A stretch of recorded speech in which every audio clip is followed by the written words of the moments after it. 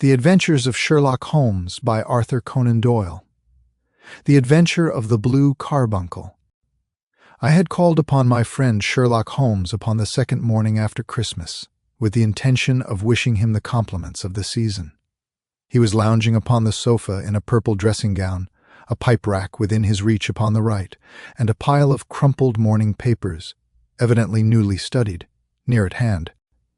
Beside the couch was a wooden chair, and on the angle of the back hung a very seedy and disreputable hard felt hat, much the worse for wear, and cracked in several places.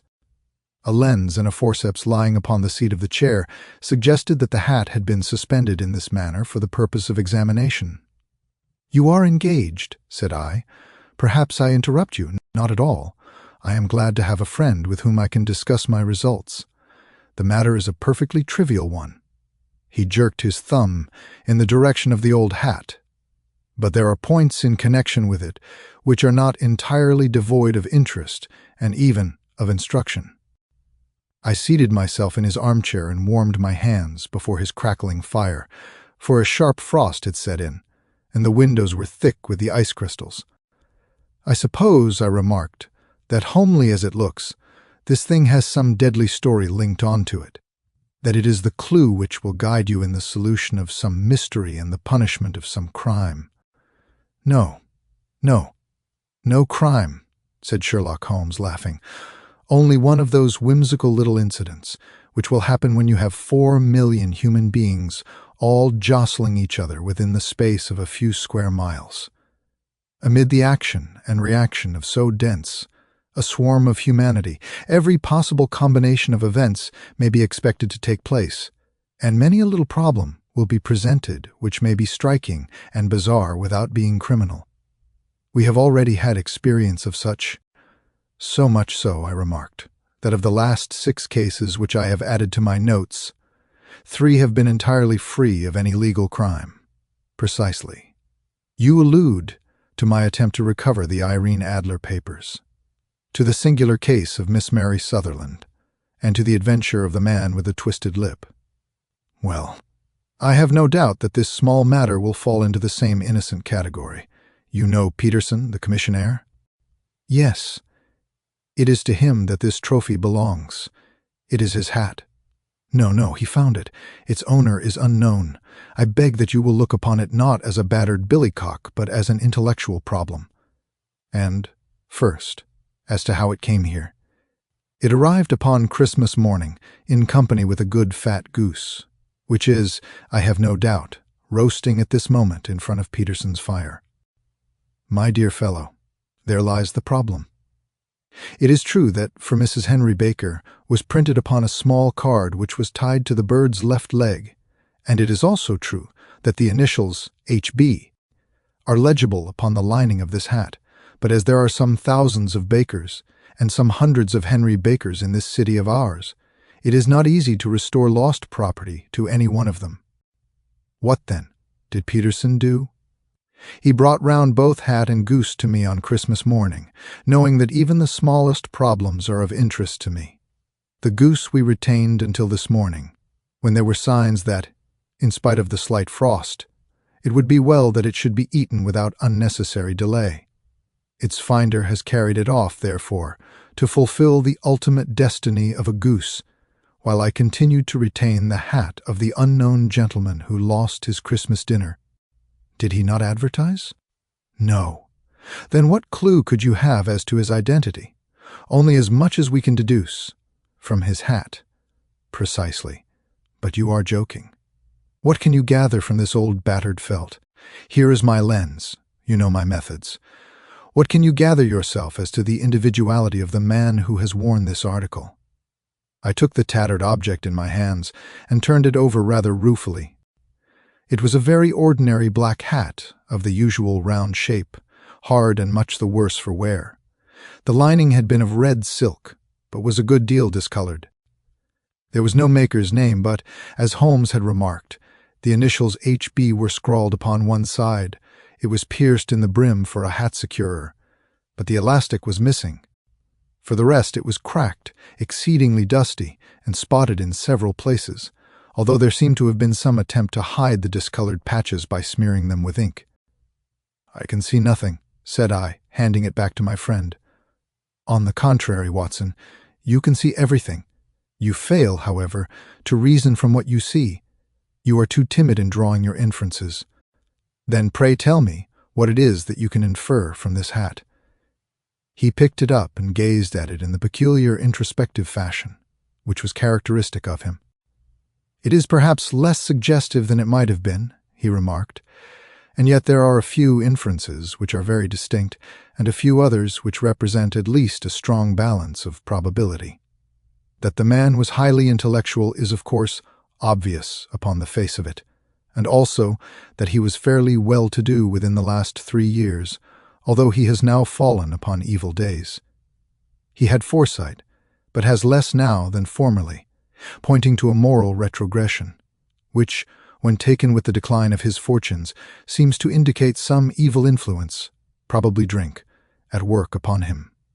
This may account also for the obvious fact that his wife has ceased to love him.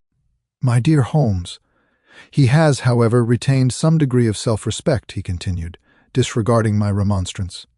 "He is a man who leads a sedentary life, goes out little, is out of training entirely, is middle-aged, has grizzled hair which he has had cut within the last few days, and which he anoints with lime cream. These are the more patent facts which are to be deduced from his hat. Also, by the way, that it is extremely improbable that he has gas laid on in his house." "You are certainly joking, Holmes." "Not in the least. Is it possible that even now, when I give you these results, you are unable to see how they are attained? I have no doubt that I am very stupid, but I must confess that I am unable to follow you. For example, how did you deduce that this man was intellectual?" For answer, Holmes clapped the hat upon his head. It came right over the forehead and settled upon the bridge of his nose. "It is a question of cubic capacity," said he. "A man with so large a brain must have something in it." "The decline of his fortunes, then? This hat is 3 years old. These flat brims curled at the edge came in then. It is a hat of the very best quality. Look at the band of ribbed silk and the excellent lining. If this man could afford to buy so expensive a hat 3 years ago, and has had no hat since, then he has assuredly gone down in the world." "Well, that is clear enough, certainly. But how about the foresight and the moral retrogression?" Sherlock Holmes laughed. "Here is the foresight," said he, putting his finger upon the little disc and loop of the hat securer. "They are never sold upon hats. If this man ordered one, it is a sign of a certain amount of foresight, since he went out of his way to take this precaution against the wind. But since we see that he has broken the elastic and has not troubled to replace it, it is obvious that he has less foresight now than formerly, which is a distinct proof of a weakening nature. On the other hand, he has endeavored to conceal some of these stains upon the felt by daubing them with ink, which is a sign that he has not entirely lost his self-respect. Your reasoning is certainly plausible. The further points, that he is middle-aged, that his hair is grizzled, that it has been recently cut, and that he uses lime cream are all to be gathered from a close examination of the lower part of the lining. The lens discloses a large number of hair ends, clean cut by the scissors of the barber. They all appear to be adhesive, and there is a distinct odor of lime cream. This dust, you will observe, is not the gritty, gray dust of the street, but the fluffy brown dust of the house, showing that it has been hung up indoors most of the time, while the marks of moisture upon the inside are proof positive that the wearer perspired very freely and could therefore hardly be in the best of training. But his wife, you said that she had ceased to love him. This hat has not been brushed for weeks. When I see you, my dear Watson, with a week's accumulation of dust upon your hat, and when your wife allows you to go out in such a state, I shall fear that you also have been unfortunate enough to lose your wife's affection. But he might be a bachelor. Nay, he was bringing home the goose as a peace offering to his wife. Remember the card upon the bird's leg. You have an answer to everything. But how on earth do you deduce that the gas is not laid on in his house? 1 tallow stain, or even 2, might come by chance. But when I see no less than 5, I think that there can be little doubt that the individual must be brought into frequent contact with burning tallow, walks upstairs at night, probably with his hat in one hand and a guttering candle in the other. Anyhow, he never got tallow stains from a gas jet. Are you satisfied? Well, it is very ingenious, said I, laughing. But since, as you said just now, there has been no crime committed and no harm done save the loss of a goose, all this seems to be rather a waste of energy. Sherlock Holmes had opened his mouth to reply, when the door flew open, and Peterson, the commissionaire, rushed into the apartment with flushed cheeks and the face of a man who is dazed with astonishment. "The goose, Mr. Holmes." "The goose, sir," he gasped. "Eh? What of it, then? Has it returned to life and flapped off through the kitchen window?" Holmes twisted himself round upon the sofa to get a fairer view of the man's excited face. "See here, sir. See what my wife found in its crop." He held out his hand and displayed upon the center of the palm a brilliantly scintillating blue stone, rather smaller than a bean in size, but of such purity and radiance that it twinkled like an electric point in the dark hollow of his hand. Sherlock Holmes sat up with a whistle. "By Jove, Peterson," said he, "this is treasure trove indeed. I suppose you know what you have got. A diamond, sir? A precious stone. It cuts into glass, as though it were putty." "It's more than a precious stone. It is the precious stone, not the Countess of Morcar's Blue Carbuncle," I ejaculated. "Precisely so. I ought to know its size and shape, seeing that I have read the advertisement about it in the Times every day lately. It is absolutely unique, and its value can only be conjectured, but the reward offered of £1,000 is certainly not within a 20th part of the market price. £1,000. Great Lord of mercy!" The commissionaire plumped down into a chair and stared from one to the other of us. "That is the reward, and I have reason to know that there are sentimental considerations in the background which would induce the Countess to part with half her fortune if she could but recover the gem. It was lost, if I remember aright, at the Hotel Cosmopolitan," I remarked. "Precisely so, on December 22nd, just 5 days ago. John Horner, a plumber, was accused of having abstracted it from the lady's jewel case. The evidence against him was so strong that the case has been referred to the assizes. I have some account of the matter here, I believe." He rummaged amid his newspapers until at last he smoothed one out and read, "Hotel Cosmopolitan Jewel Robbery. John Horner, 26, plumber, was brought up upon the charge of having upon the 22nd inst. Abstracted from the jewel case of the Countess of Morcar the valuable gem known as the Blue Carbuncle. James Ryder, upper attendant at the hotel, gave his evidence to the effect that he had shown Horner up to the dressing-room of the Countess upon the day of the robbery in order that he might solder the second bar of the grate, which was loose. He had remained with Horner some little time, but had finally been called away. On returning, he found that Horner had disappeared, that the bureau had been forced open, and that the small morocco casket in which the Countess was accustomed to keep her jewel was lying empty upon the dressing-table. Ryder instantly gave the alarm, and Horner was arrested the same evening, but the stone could not be found either upon his person or in his rooms. Catherine Cusack, maid to the Countess, deposed to having heard Ryder's cry of dismay and to having rushed into the room. Inspector Bradstreet gave evidence as to the arrest of Horner, who struggled frantically and protested his innocence. Evidence of a previous conviction for robbery having been given against the prisoner, the magistrate refused to deal summarily with the offence, but referred it to the assizes. Horner fainted away at the conclusion, and was carried out of court. "Hum! So much for the police court," said Holmes thoughtfully. "The question for us now to solve is the sequence of events leading from a rifled jewel, case at one end, to the crop of a goose in Tottenham Court Road at the other. You see, Watson, our little deductions have suddenly assumed a much more important aspect. Here is the stone. The stone came from the goose, And the goose came from Mr. Henry Baker.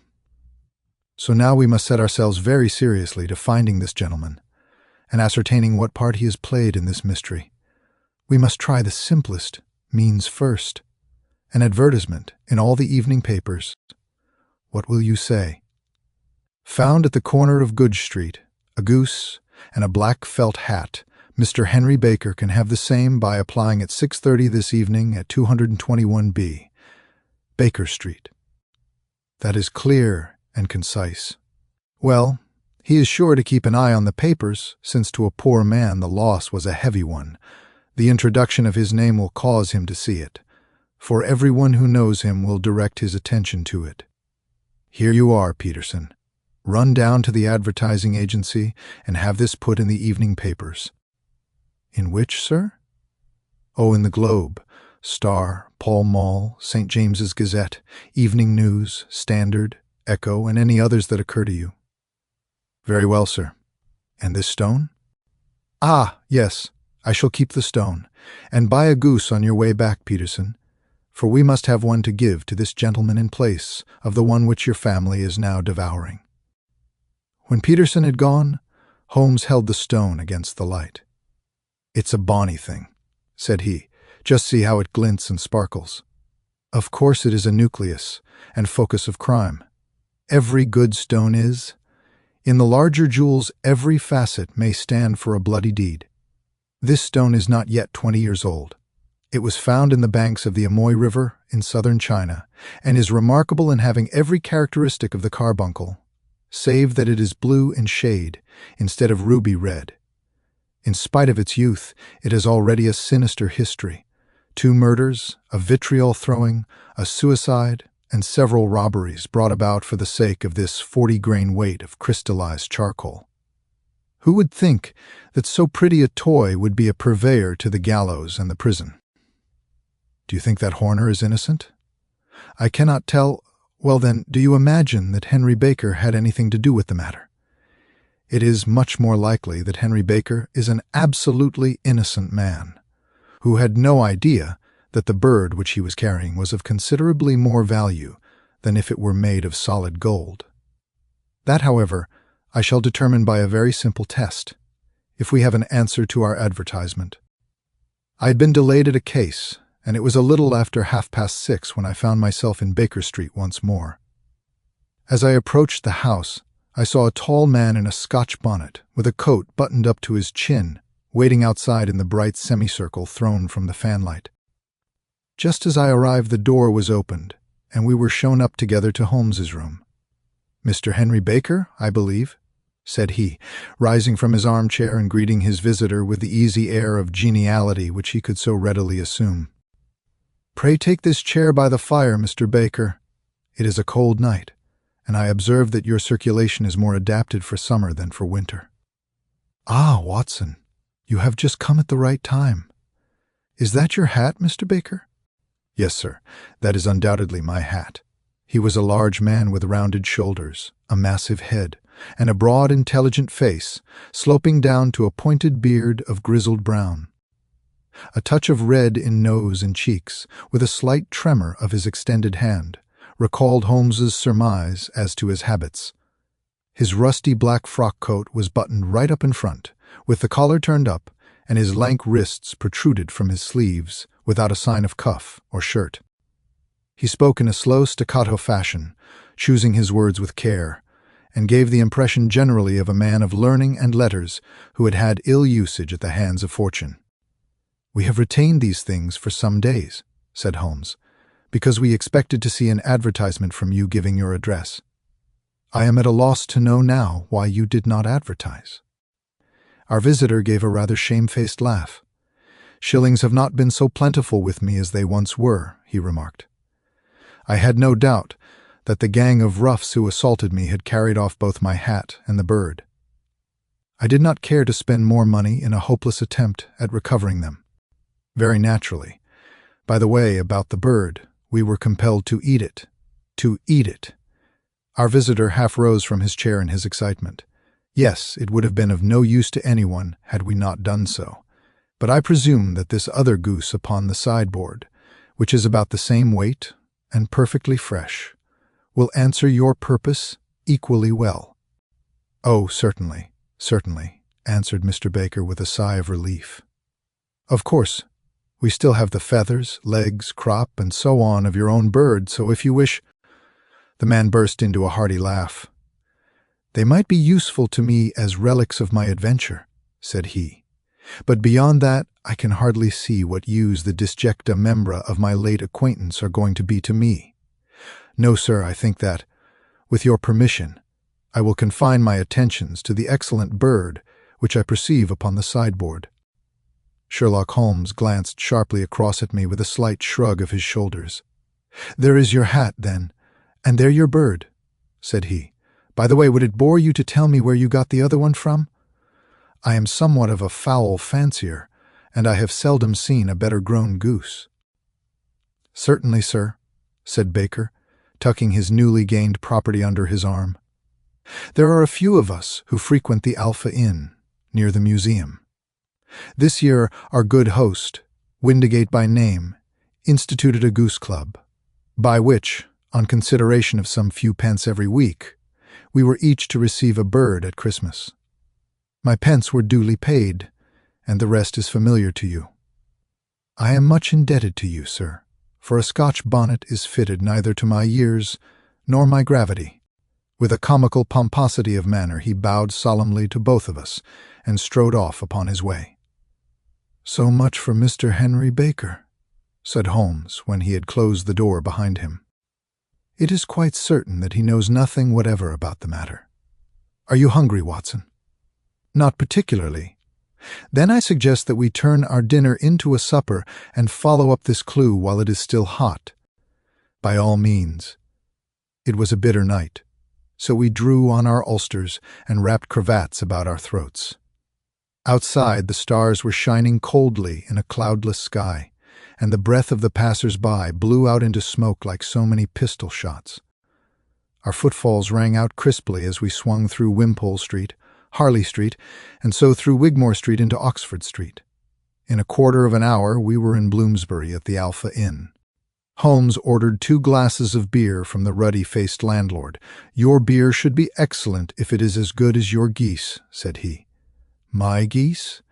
The man seemed surprised. "Yes, I was speaking half an hour ago to Mr. Henry Baker, who was a member of your goose club." "Ah, yes, I see. But them's not our geese." "Indeed? Whose, then?" "Well, I got the 2 dozen from a salesman in Covent Garden." "Which was it?" "Breckenridge is his name." "Ah, I don't know him." "Well, here's your good health, landlord. Now for Mr. Breckenridge," Holmes continued as we came out into the frosty air. "Remember, Watson, though we have so homely a thing as a goose at one end of this chain, we have at the other a man who will certainly get 7 years' penal servitude unless we can establish his innocence. Let us follow it out to the bitter end." We passed across Holborn, down Endell Street, and through a zigzag of slums to Covent Garden Market. One of the largest stalls bore the name of Breckenridge upon it, and the proprietor, a sharp-faced, horsey-looking man with trim side whiskers, was helping a boy to put up the shutters. "Good evening. It's a cold night," said Holmes. The salesman nodded curtly. "Sold out of geese, I see," Holmes continued, pointing at the bare marble slabs. "Let you have 500 tomorrow morning." "That's no good." "Well, there are some on the stall with the gas flare." "Ah, but I was recommended to you." "Who by?" "The landlord of the Alpha." "Oh yes, I sent him a couple of dozen. Fine birds they were, too." "Now, where did you get them from?" To my surprise, the question provoked a burst of anger from the salesman. "Now then, mister," said he, arms akimbo, "what are you driving at?" "Let's have it straight." "It is straight enough.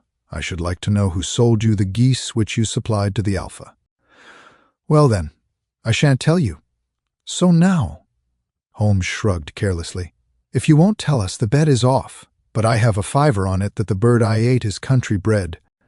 "Well then, you've lost your fiver, for it's town bred," snapped the salesman. "It's nothing of the kind." "I say it is." "I don't believe it. Will you bet then?" The books were produced, and under the hanging lamp Holmes read aloud. Mrs. Oakshott, 117 Brixton Road, December 22nd. 24 geese. Sold to Mr. Windigate of the Alpha. Holmes tossed down a sovereign with exaggerated disgust. A few yards away, under a lamp-post, he laughed silently. When you see a man with whiskers of that cut and the pink 'un in his pocket, you can always draw him by a bet, said he. Well, Watson, we are nearing the end of our quest. The only question is whether we visit Mrs. Oakshott tonight or tomorrow. His words were cut short by a loud quarrel at the stall. A small, rat-faced man stood in the circle of yellow light while Breckenridge shook his fists at him. "I've had enough of you and your geese," the salesman shouted. "Bring Mrs. Oakshott here, and I'll answer her. But what have you to do with it?" "One of them was mine," whined the little man. "Ask Mrs. Oakshott for it." Holmes touched the fellow on the shoulder as he hurried away into the darkness. "You will excuse me," said Holmes blandly, "but I could not help overhearing your questions. I think I could be of assistance to you." "You? Who are you?" "My name is Sherlock Holmes. It is my business to know what other people don't know." The man stared. "You are endeavoring to trace some geese sold by Mrs. Oakshott to Breckenridge, by him to Windigate, and by him to his club, of which Mr. Henry Baker is a member." "Oh, sir," cried the stranger, trembling, "you are the very man I wished to meet." "In that case," said Holmes, hailing a cab, "we had better discuss it somewhere more comfortable. Pray tell me your name." "John Robinson," he faltered. No, the real name." A flush sprang to his cheeks. "James Ryder," he whispered. "Precisely. Head attendant at the Hotel Cosmopolitan. Pray step into the cab. Back at Baker Street. Within half an hour we were seated once more before the fire." "You want to know what became of those geese?" said Holmes. "Yes, sir. Or rather, of that goose, white, with a black bar across the tail." Ryder quivered violently. "Can you tell me where it went?" "It came here? Here?" "Yes, and a most remarkable bird it proved. It laid an egg after it was dead.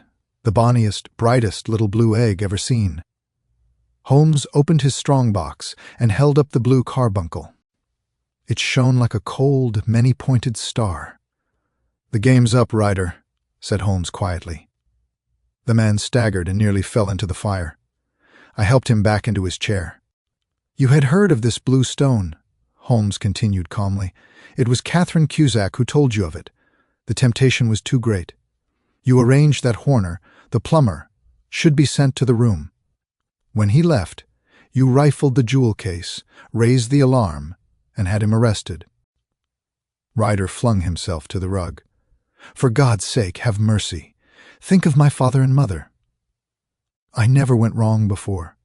I never will again. Don't bring it into court." "Get back into your chair," said Holmes sternly. "You thought little enough of Horner. I will fly, sir. I will leave the country. We will talk of that. First, tell us how the stone came into the goose." Ryder's confession. Ryder told his tale in broken words. Afraid to keep the stone at the hotel, he had gone to his sister, Mrs. Oakshott, who fattened fowls in Brixton Road. Suddenly he conceived a plan. Promised a goose for Christmas, he seized a white bird with a barred tail and forced the stone down its throat into its crop. But when he returned later to retrieve it, he discovered that 2 geese bore barred tails. In confusion, the wrong bird had been sold with the others to Breckenridge, and thence to the Alpha Inn. "I am a branded thief without ever having touched the wealth for which I sold my character," he sobbed. "God help me." There was a long silence.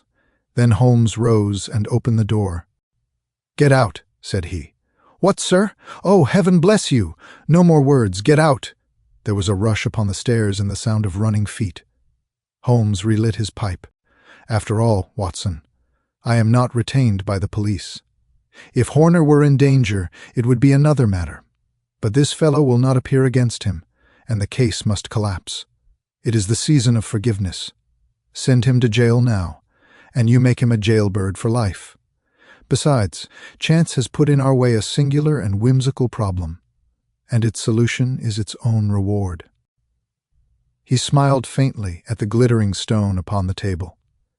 "If you will touch the bell, Doctor, we will begin another investigation, in which also a bird will be the chief feature."